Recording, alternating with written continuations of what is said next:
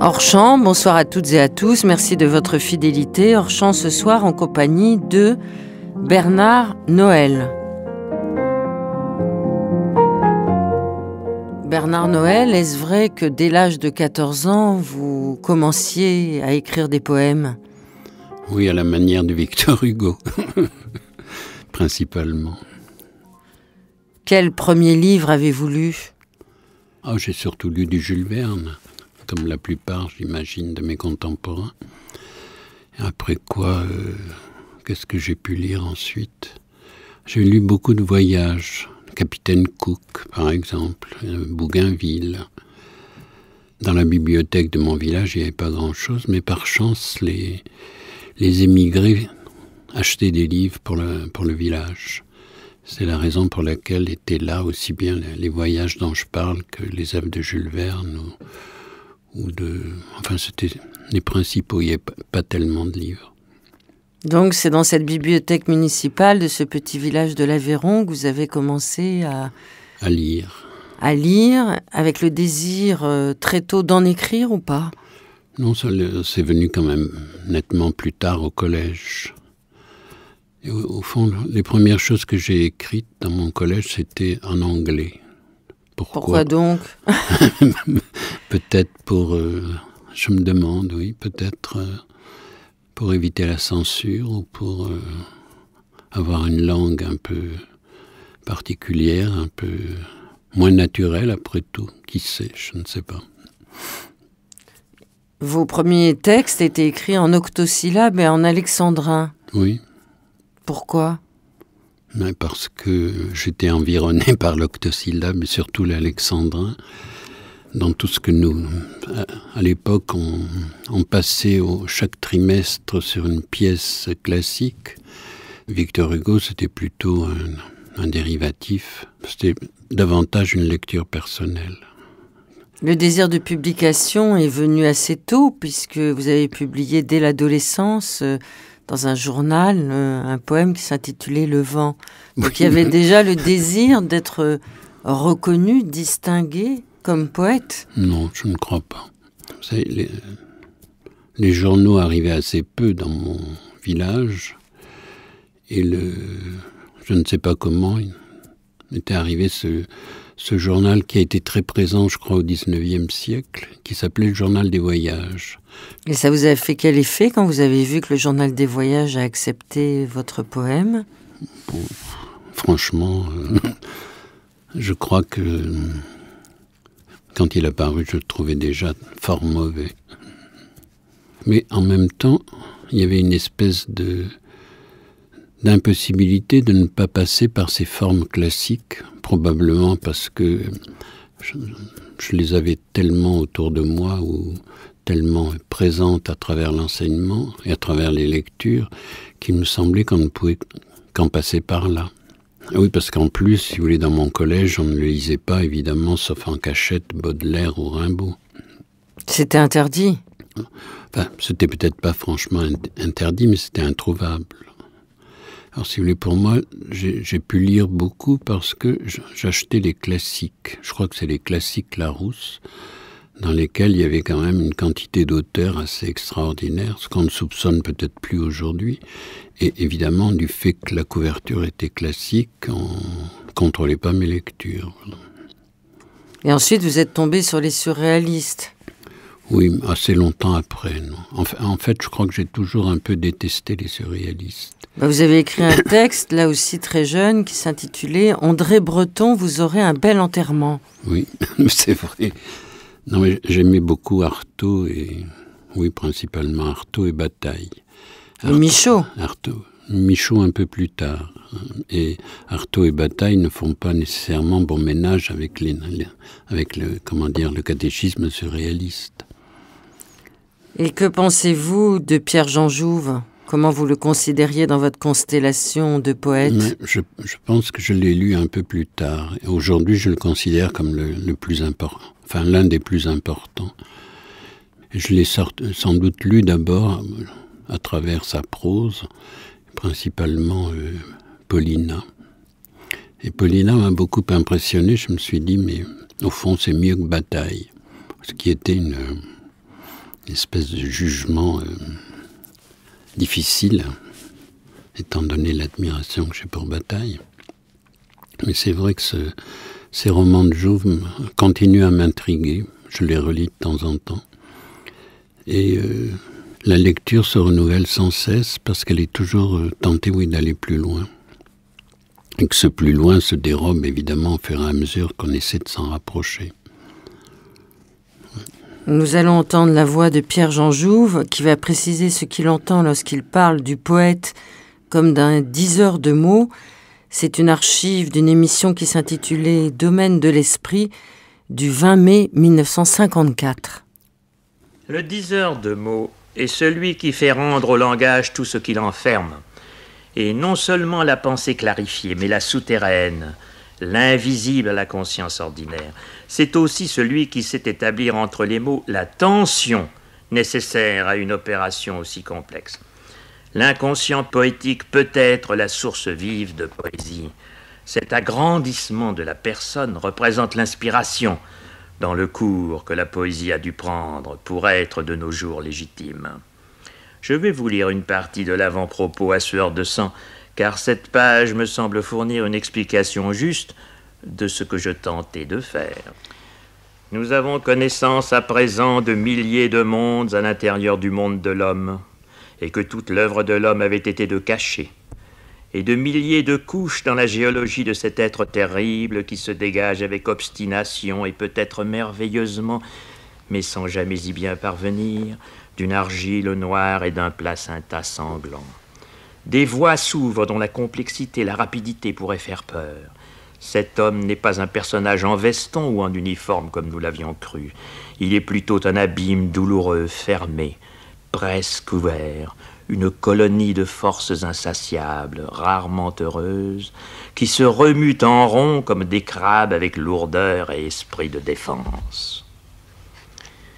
Nous arrivons à nous dire comment se fait-il que l'homme soit parvenu à opposer la conscience raisonnable à des puissances aussi redoutables et déterminées. Les dénégations les plus violentes peuvent secouer le monde. L'homme moderne a découvert l'inconscient et sa structure. Il y a vu l'impulsion de l'éros et l'impulsion de la mort nouées ensemble, et la face du monde de la faute, je veux dire du monde de l'homme, en est définitivement changée. On ne déliera plus le rapport entre la culpabilité, le sentiment fondamental au cœur de tout homme, et l'intrication initiale des deux instincts capitaux. Entre les personnages plombés et mystérieux de l'origine, tout se fait immédiatement, pour toujours, avec une intensité terrible et sans solution. L'univers, sous la personne de M. Durand, est la puissance qui cherche à devenir étale jusqu'au moment de s'effondrer et de l'abandonner. Les dieux, les mythes font partie de sa réalité et forment aussi son gigantesque château de cartes. L'inhumaine épaisseur de tout cela serait capable de faire craquer sa tête, de l'aliéner à lui-même, s'il n'avait un esprit frivole ou encore intelligent, toujours prêt à ne pas voir ce qui l'offense. Cependant, l'homme s'efforce dans la bataille de l'abîme, il s'efforce, et dans quelques circonstances rares, il pense. S'il n'a pas été réduit à une sorte de mort préalable dans le mécanisme, il pense. Ici, le miracle, qui n'est jamais très éloigné de l'homme, commence de se manifester. Nous sommes au mystère de la sublimation. La poésie est un véhicule intérieur de l'amour. Nous devons donc, poètes, produire cette sueur de sang qu'est l'élévation à des puissances si profondes ou si élevées qui dérivent de la pauvre, de la belle puissance érotique humaine. C'était un temps où les entretiens étaient préparés et où les poètes avaient écrit leurs réponses aux questions qu'on leur posait. Êtes-vous d'accord avec la définition de la poésie comme véhicule de l'amour que vient d'énoncer Pierre-Jean Jouve, Bernard Noël ? Oui et non, parce que sa voix m'a d'abord fortement surpris. Un peu apprêté, contrairement à ses textes. Comparativement à ses textes.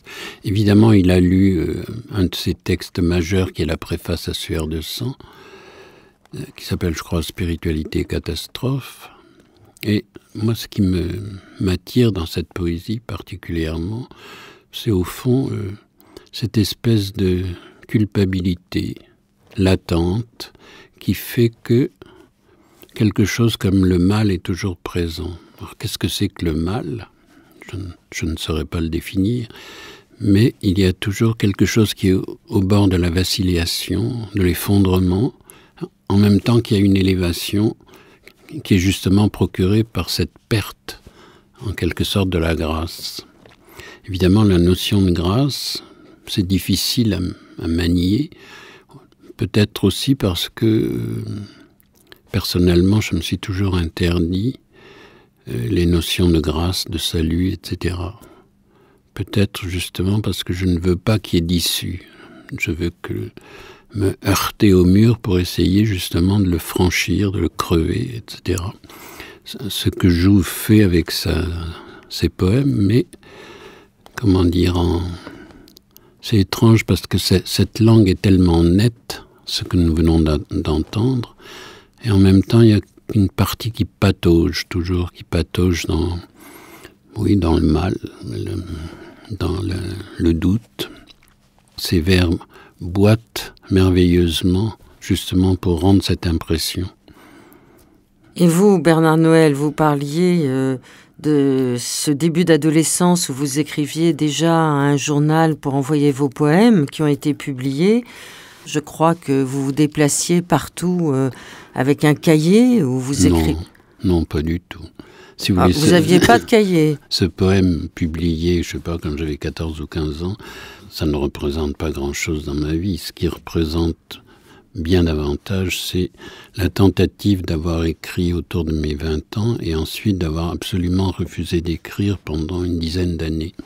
Ce qui reste assez mystérieux pour moi, si vous voulez, parce que j'écris Extrait du corps et qui paraît je ne me rappelle plus, en 56 ou 8. 57, et qui est la base, au fond, de ce que j'ai pu faire par la suite. Et, étrangement, ayant posé cette base, pendant 10 ans, je refuse de bâtir quoi que ce soit dessus. C'est-à-dire, je me retire de l'écriture, et je trouve un palliatif extraordinaire qui était d'écrire des articles d'encyclopédie, qui me permettaient d'écrire sans écrire, en quelque sorte. Et qui, je pense, m'ont tout de même appris quelque chose parce que, vous savez, quand on commandait un article pour ces dictionnaires, on en fixait d'avance la longueur et le nombre de signes à la ligne. Et je crois que pour moi, ça a été un apprentissage assez déterminant que justement ces espèces de formes fixes qui n'en ont pas l'air, puisque, mettons, 50 lignes de 35 signes, ça n'a pas l'air d'être une forme. Mais ce qui est important, je pense que c'est un espace. Et qu'à partir de cette expérience, j'ai toujours eu besoin de me construire un espace qui soit susceptible d'accueillir l'écriture, justement.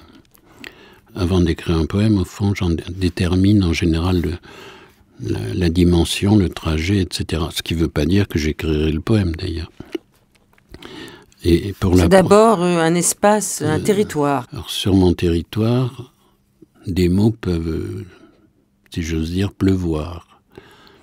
Et ça ne veut pas dire qu'ils pleuvront, mais si la précipitation a lieu, et c'est vraiment un peu de cet ordre. Je crois que c'est le mot le plus proche du phénomène, c'est en effet le mot précipitation.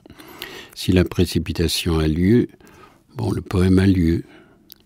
Et cette précipitation s'opère comment ? Est-ce que il y a des choses qui se sédimentent dans la mémoire ou l'arrière-mémoire pendant longtemps ? Est-ce que c'est la marche dans un paysage, puisque vous vivez à la campagne, retiré de tous ? Non, c'est pas la...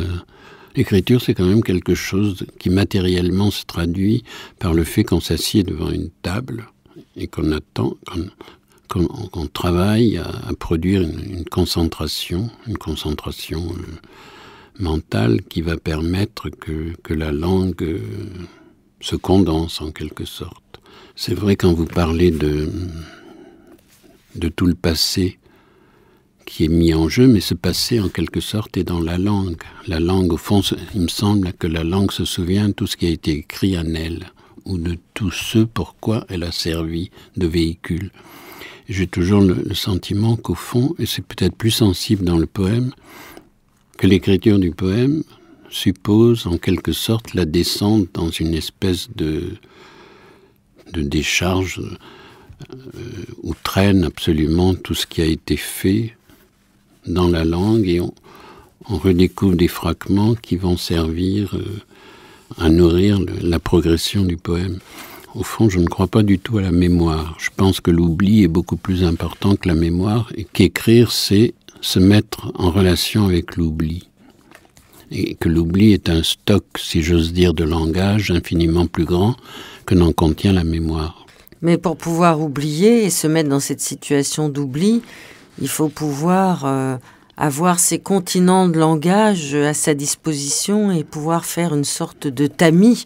Comment s'opère ce tamis, justement, à l'intérieur de ce continent de langue ? Je pense qu'il s'opère tout simplement par la pratique, par la tentative de faire surgir des mots. Il ne s'agit pas d'inspiration, il s'agit vraiment d'un travail où l'attente joue un très grand rôle. Je dirais que c'est l'attente du mot, des mots, qui permet de tamiser cette chose à la fois massive, imprécise et souvent lointaine, qui peu à peu, comment dirais-je, monte et se révèle. Nous allons entendre la voix de votre ami Georges Perros. Il va parler du langage, de la lecture et du travail de l'écrivain. Ce sont des entretiens qui avaient été diffusés le 19 février 1976 avec Jean Dève. Pour moi, le langage, c'est quelque chose, le mien, c'est quelque chose qui a de temps en temps la chair de poule, c'est tout. C'est comme la mer, quand on la regarde, la mer est très frileuse, en fait. Eh bien, ou quand on touche la peau d'un cheval, quand on le caresse, et tout à coup, ça fait une espèce de mouvement comme ça, comme la chair de poule. Eh bien, c'est comme ça que j'écris, c'est comme ça que je peux écrire. C'est quand ma langue, mon champ de mots a la chair de poule. Il y a un petit vent qui passe là, comme les blés de temps en temps. Et alors c'est là j'écris avec ça. Seulement, c'est écrire, même pas sur le sable, c'est écrire sur le vent.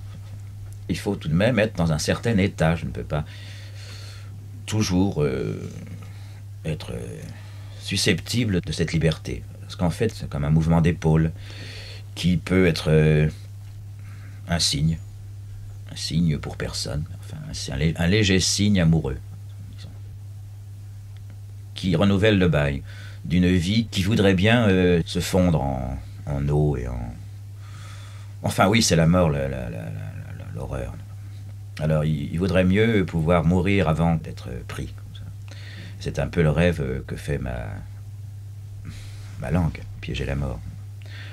Pour me laisser sur le carreau, mais au moins comme ça, j'aurais battu l'œuf. C'est la mayonnaise, en fait, c'est ça que je veux dire.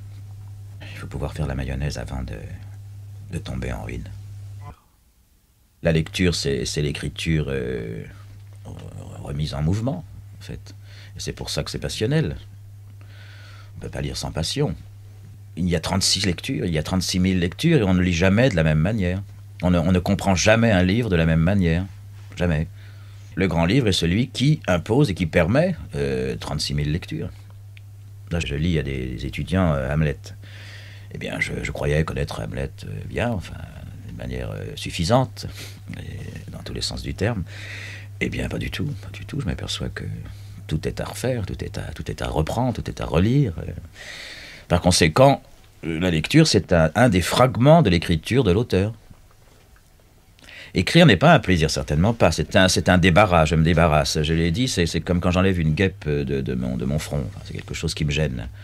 Alors j'enlève la guêpe. La note, c'est ça, c'est quelque chose qui est comme une guêpe, effectivement, qui brûle, qui fait mal, qui est tout à fait surprenant, qui vous attrape comme ça, qui vous sollicite n'importe où, n'importe quand, et on ne sait pas exactement pourquoi.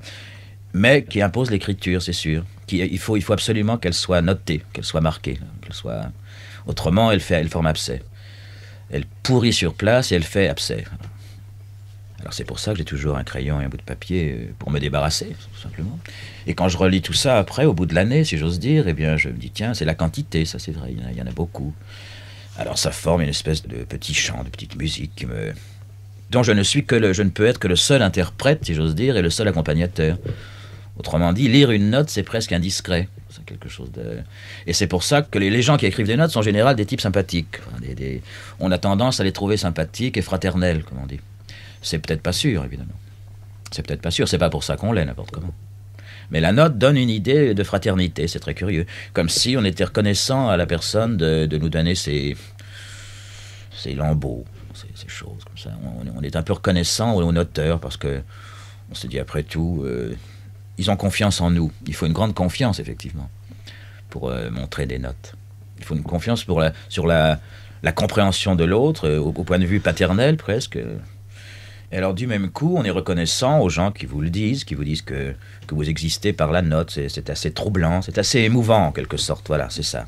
Il est émouvant d'être lu grâce à ça, parce que pour soi-même, ça n'est rien du tout, c'est quelque chose qui n'a pas de sens, qui n'existe pas, une note. Alors c'est très étrange d'être lu. 12 décembre 1972. Mon cher Bernard, oui, la mer est noire, plutôt dans le charivari des mouettes, et le ciel aussi aujourd'hui avec de longues traînées de salive sale, et la poitrine aussi avec raclement, ennui de ce côté-là, bronchite chronique paraît-il, résultat d'un excès de tabac, de moto sous la pluie. Puis, n'est-ce pas tout de même l'âge? J'aurai 50 ans le 31 août prochain.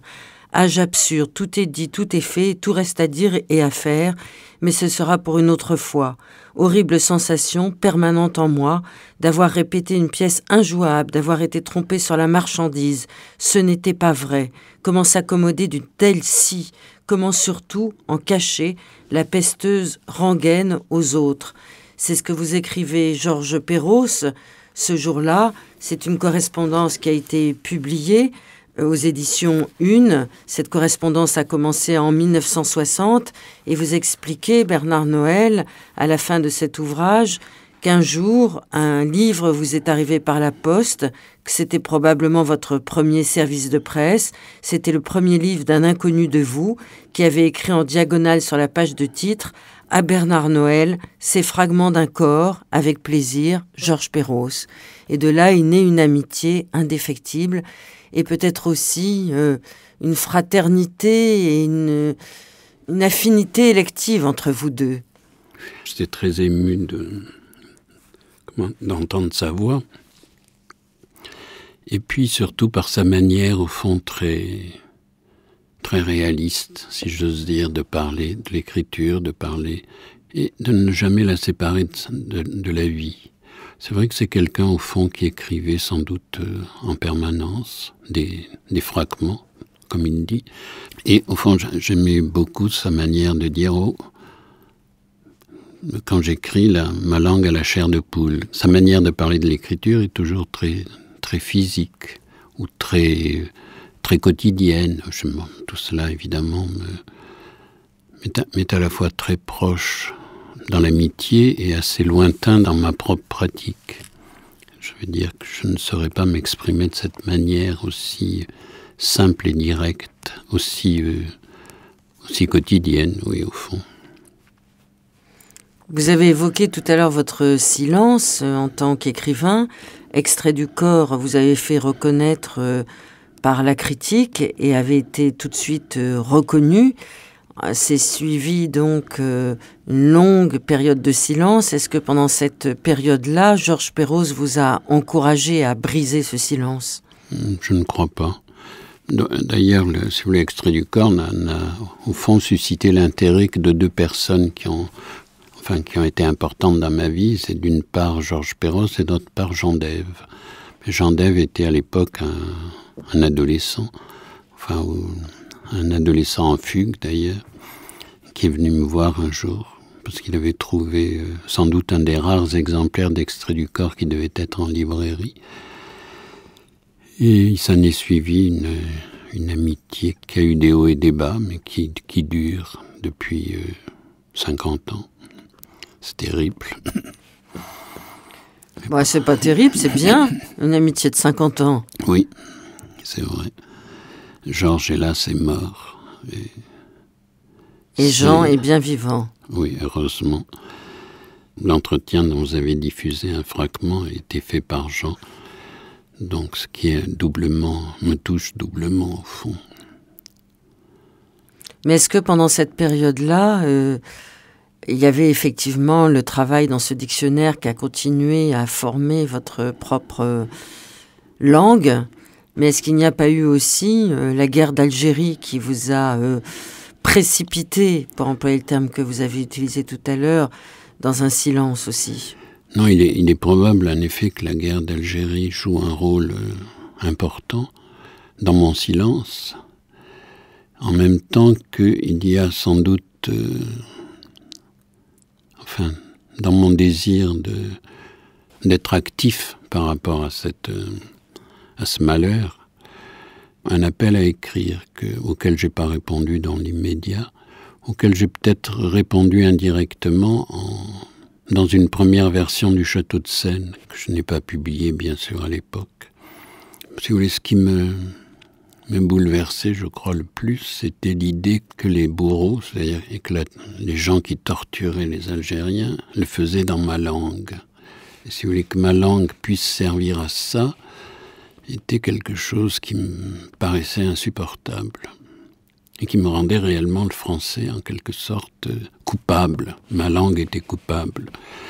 Alors je ne sais pas dans quelle mesure, si vous voulez, le Château de Seine a été l'exorcisme de ça. Il n'est pas directement question de guerre dans ce livre, mais c'est quelque chose qui est à l'arrière-plan sans doute. Et que, si vous voulez, il y a eu ce phénomène assez étrange qui est que quand j'ai publié ce livre, qui a été censuré, cette censure a été en réalité la libération de ma propre autocensure intérieure, puisque à partir de ce moment-là, j'ai au fond accepté d'écrire, accepté au point que depuis 1970 ou 11, je ne fais plus rien d'autre. J'ai eu besoin de me mettre dans la situation de ne rien faire d'autre justement pour pouvoir me consacrer à l'écriture, en courant le risque de gagner ma vie avec quelque chose qui n'a jamais été commercial. À l'exception peut-être du château, mais le château, l'époque où il s'est vendu, c'était quand il est sorti dans les années en 69 et puis les années suivantes. Mais je n'avais pas là de quoi gagner ma vie. Simplement, sans doute, ça me rendait crédible aux yeux de quelques éditeurs qui pensaient que j'écrirais bien un jour un livre aussi commercial que celui-là. Ce qui créait une situation un peu absurde, puisque, au fond, tout ce que j'ai écrit ensuite était de moins en moins commercial. Chapitre 6e du Château de Seine, début.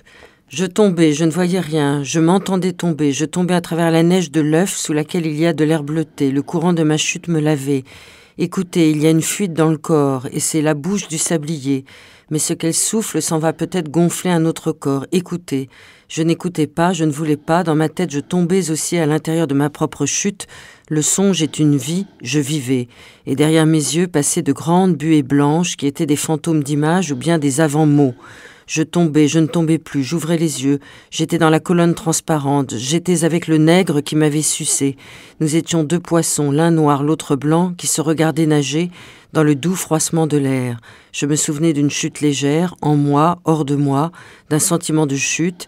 Il y avait la vitre, et dedans comme dehors, simplement l'eau de l'air. Je me dis, et le temps viendra où vos gestes traceront dans l'espace une écriture si bien gravée que vous retournant, il vous semblera n'avoir fait que vous répéter indéfiniment, comme font les enfants quand ils impriment le long d'une page de neige tant de figures en creux d'eux-mêmes qu'il n'y a pas le choix, et alors votre regard égaré renversera le sablier.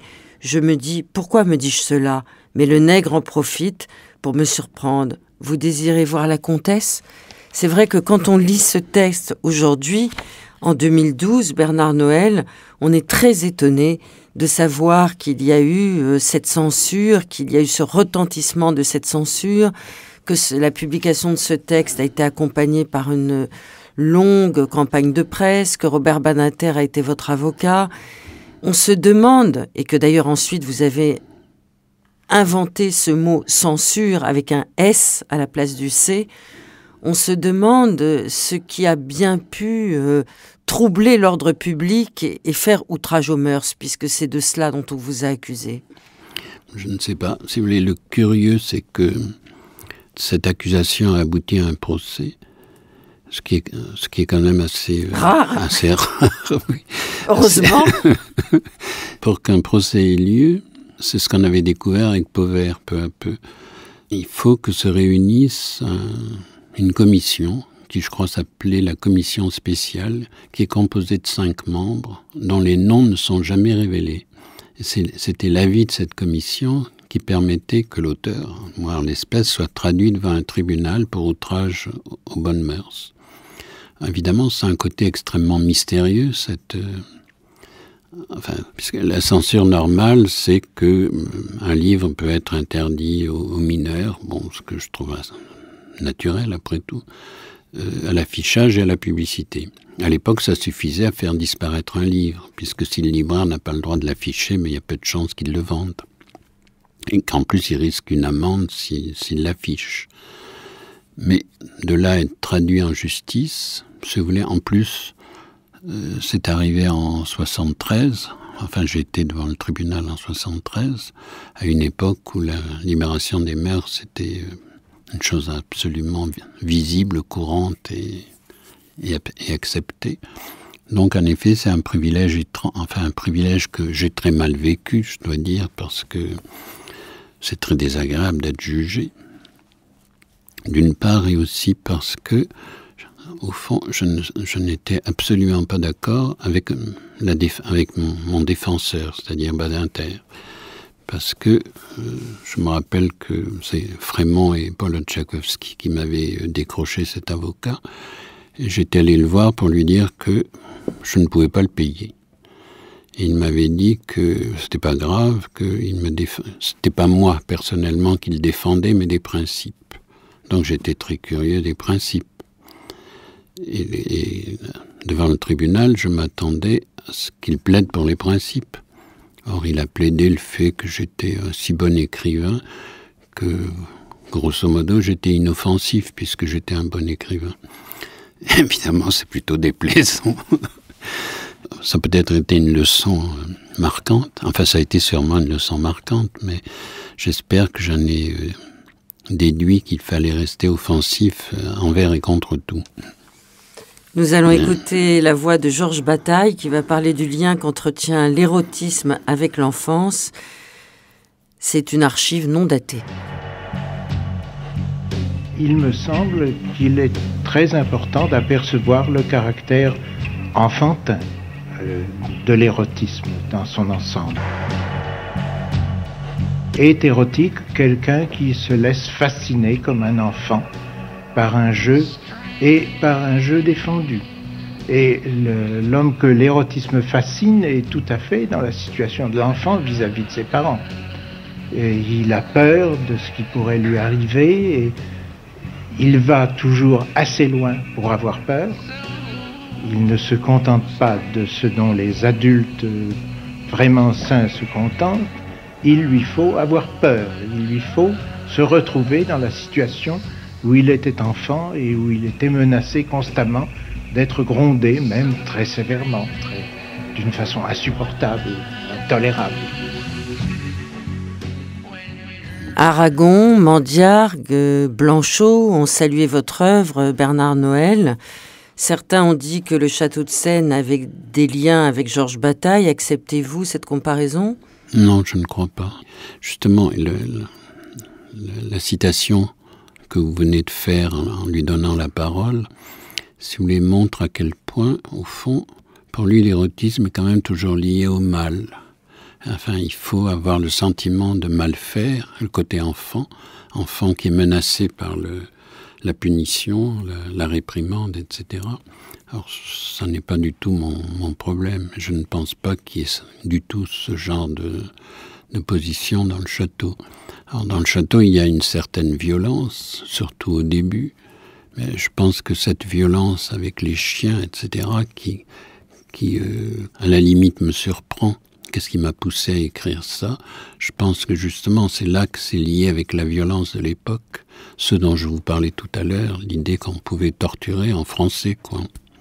Enfin, ma tentative dans ce livre était d'abord d'écrire un français aussi beau que possible, au fond, sous l'influence de Nerval, plutôt que de bataille, enfin absolument pas de bataille, sous l'influence de Nerval, avec le désir justement de faire dire à cette langue parfaite l'horreur. Enfin, en quelque sorte de la saboter, mais de la saboter proprement, si je puis dire, de la saboter de l'intérieur, de compromettre ce qu'elle avait pour moi de plus précieux, au fond, qui est cette espèce de limpidité souveraine, qui est caractéristique principalement de Gérard de Nerval. Aujourd'hui, vous avez une œuvre considérable qui vient d'être rééditée en 2 gros volumes chez POL. Vous êtes aussi essayiste, romancier, vous êtes aussi spécialiste de l'art. Vous avez écrit aussi un dictionnaire de la commune qui reste imprimé en lettres de feu dans nos mémoires. Comment choisissez-vous la discipline à l'intérieur de laquelle vous allez vous lover? Parce qu'on a l'impression qu'il y a des cycles à l'intérieur de votre itinéraire, Bernard Noël. Il y a des cycles politiques, historiques, poétiques, métaphysiques. Comment ça sourdit comme ça? Comment ça se trame? Vous me rappelez le dictionnaire de la commune. Le dictionnaire de la commune a été écrit à peu près parallèlement au château de Seine. Enfin, pas parallèlement, je veux dire château de Seine. Je suis incapable de faire 2 choses à la fois. Le château de Seine a été écrit très vite, justement sous la pression de, je ne sais quoi, mais sous la pression peut-être de mon autocensure qui était en train d'exploser. Et le dictionnaire de la commune est apparu l'année suivante, je crois. Il est apparu pour le 100e anniversaire de la commune. Et pour moi, si vous voulez, le rapport et mon étonnement, sans doute, notre XXe siècle est un siècle de violence terrible, enfin, perpétuellement renouvelée, enfin, les guerres coloniales, les guerres internationales, etc. Alors que le XIXe siècle est un siècle quand même relativement tranquille.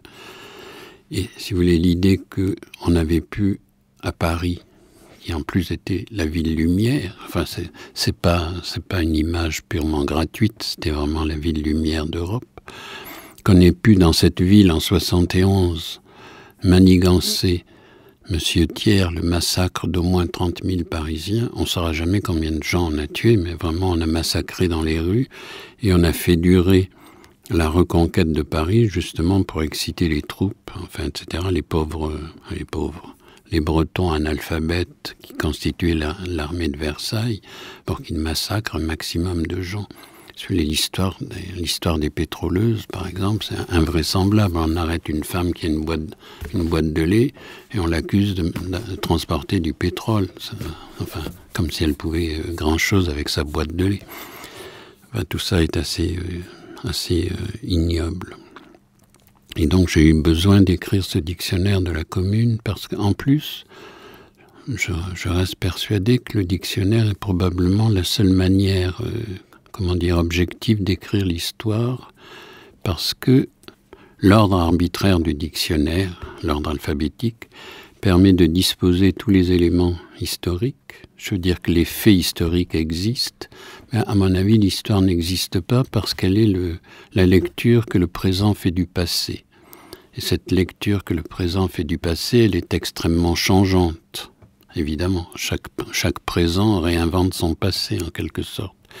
Et il me semble que le dictionnaire permet justement au lecteur d'être l'artisan de l'histoire puisqu'on lui fournit tous les éléments dans un ordre facile à consulter. Et c'est sa lecture qui va reconstituer l'histoire. Donc voilà, j'ai envie de défendre la forme dictionnaire. Non pas mon dictionnaire, mais la forme dictionnaire. Et aujourd'hui, qu'écrivez-vous ? C'est à partir de, je ne sais plus, 91 ou 12, j'ai découvert une forme qui me convient parfaitement, qui est le monologue. Et ce monologue, il m'en reste un à écrire. En fait, quand POL m'a proposé de réunir mes œuvres, si je puis dire, j'aime pas beaucoup ce terme, ça m'a fait peur et je n'avais pas franchement envie. Mais j'avais envie de réunir tous mes monologues en un volume, en effet, en me disant que ça fera 7-8 récits et que ces récits constitueront, enfin l'assemblage de ces récits constituera une espèce de petite comédie humaine. Bon, c'est un peu gros. Justement, une mince comédie humaine, ou une comédie mentale, comme aurait dit Valérie. Le principe de ces monologues, c'est que, à l'intérieur d'un même monologue, toutes les phrases commencent par le même pronom personnel. Bon, alors c'est une contrainte apparemment un peu dure. En réalité, les contraintes sont très libératrices. Enfin, pour moi, je pense pour tous les gens qui les utilisent, parce qu'elles sont là comme une espèce de béquille qui vous permet d'avancer toujours un pas de plus. Au fond, j'ai toute ma vie craint d'être tout à coup d'être privé de la capacité d'écrire. Et là, au fond, je me dis, j'ai toujours le premier mot de la phrase suivante, avec mon pronom personnel. Donc, quand le premier mot est posé, il y a des chances que la phrase soit posée aussi. Ces monologues m'ont, non pas appris, mais posé un autre problème que je n'arrive pas à résoudre. C'est le sentiment. Alors ça aussi a un rapport sans doute avec le territoire dont nous avons parlé au début à propos de poésie. L'expérience m'a montré que quand la première phrase est écrite, il est impossible que l'ensemble du monologue ne vienne pas. Comme si vous voulez, comme si la première phrase jouait le rôle d'appelant, et en même temps, comme si elle constituait la base d'un espace qui va, que le récit va occuper lentement. Alors, évidemment, du coup, je me dis, puisque j'ai une perception très, très nette de ce phénomène, je me dis, je voudrais être capable de saisir l'ensemble du parcours avant de le parcourir. Mais ça, c'est impossible. Et d'ailleurs, au fond, le seul l'attrait principal de l'écriture pour moi, c'est qu'elle avance toujours dans l'ignorance de ce qu'elle va me révéler. Et que c'est ça qui fait l'attrait de l'écriture. Je crois que que le principal attrait de l'écriture est dans ce mouvement de révélation qui échappe à la maîtrise. Oui. Merci Bernard Noël.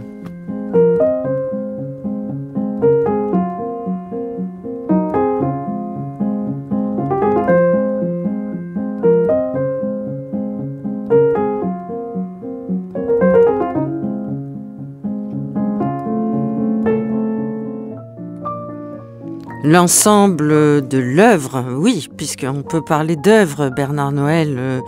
Vous pouvez consulter tous les titres sur le site internet de Hors-Champ. On attend votre prochain ouvrage, Bernard Noël. Merci à toute l'équipe, Claude Niort, Anne-Vanessa Prévost, Catherine Parent, Didier Lagarde et Brigitte Bouvier. Vous écoutez France Culture, dans quelques secondes, les ateliers de la nuit.